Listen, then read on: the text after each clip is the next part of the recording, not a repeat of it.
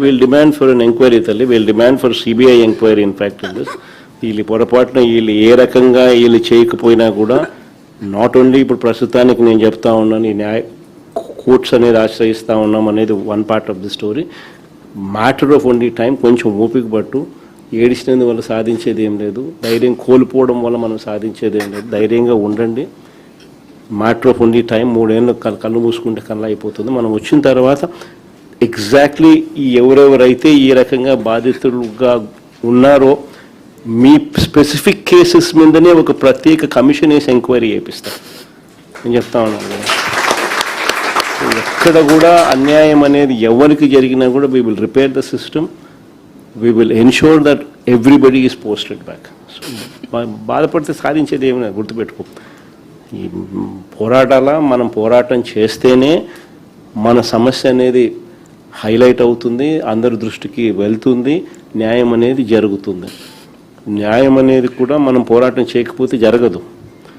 It can only be justice can only be delayed, it cannot be denied. అది ఒక్కటి ఖచ్చితంగా గుర్తుపెట్టుకో. దేవుడు ఎప్పుడైనా కూడా మనకు తోడుగా ఉంటాడు. Don't worry about it. God will help us, God will guide us. అలాంటప్పుడు 1:1 వెరిఫికేషన్ పిలవకూడదు సార్, మమ్మల్ని అక్కడే ఆగిపోయి ఉంటాం సార్.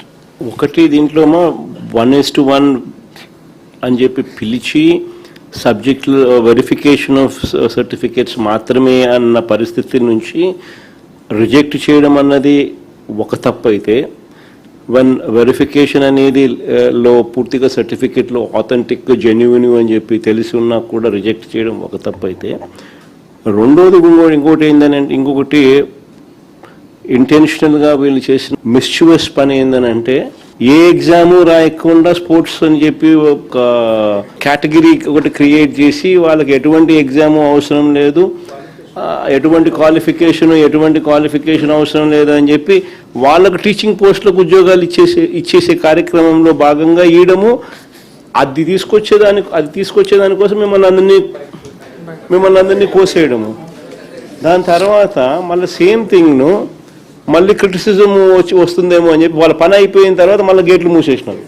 మళ్ళీ కొత్త ఇంకో జీవో ఇచ్చి లేదు ఇప్పుడు ఖచ్చితంగా వీళ్ళు కూడా ఎగ్జామ్ రాయాల్సిందే అని చెప్పి వాళ్ళకు మాత్రం వర్తించదంట, ఇక మీదట మాత్రం ఎవరికైనా కానీ వర్తిస్తుందంట అని చెప్పి తీసిన. అంటే దాని అర్థమైంది, వాళ్ళందరితో వీళ్ళు మాట్లాడుకొని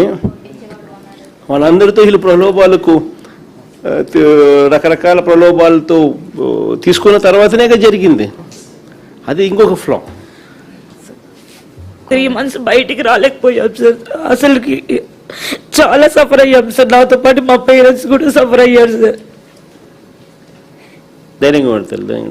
చూడండి మరి ఏం కావాలి ఇంతకన్నా. 1998 బ్యాచ్ ఎప్పుడు చెప్పు. దాంట్లో మా బాబాయ్ కూడా ఉన్నాడు సార్. 98 డిఎస్సి వచ్చి వాళ్ళకి న్యాయం చేసినామంట.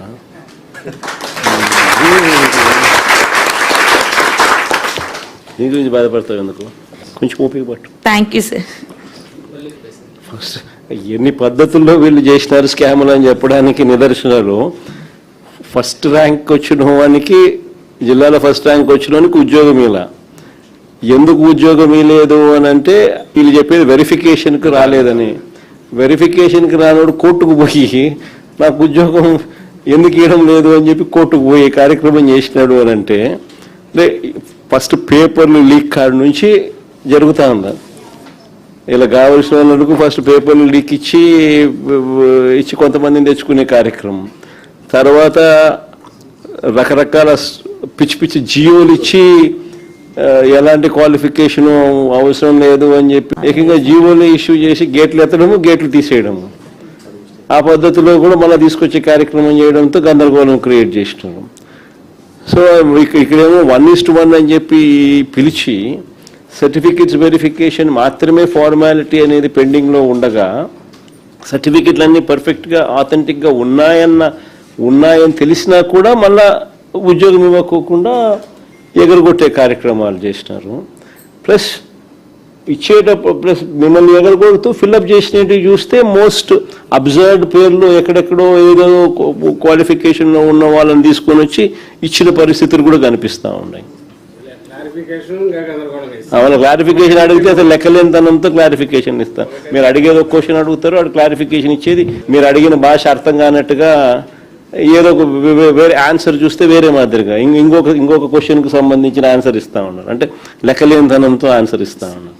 మీ అందరికీ మళ్ళీ ఒకసారి చెప్తా ఉన్నాను, మనకు మాట్లాడగలిగిన వాళ్ళు బహుశా నా దగ్గర కొంతమంది రాగలిగినారు, చాలామంది కొన్ని వేల మంది చాలా మంది బహుశా రాలేని పరిస్థితిలో కూడా ఉన్న వాళ్ళు కూడా చాలామంది కూడా ఉండొచ్చు. బట్ ప్రతి ఒక్కరికి కూడా నేను ఒకటే భరోసా చెప్తాను, ఇక్కడ ఒక కోఆర్డినేషన్ కింద ఇక్కడ ఇద్దరు ఎమ్మెల్సీలు, వీళ్ళిద్దరు టీచర్స్ ఎమ్మెల్సీలే, చంద్ర అండ్ కల్పనమ్మ.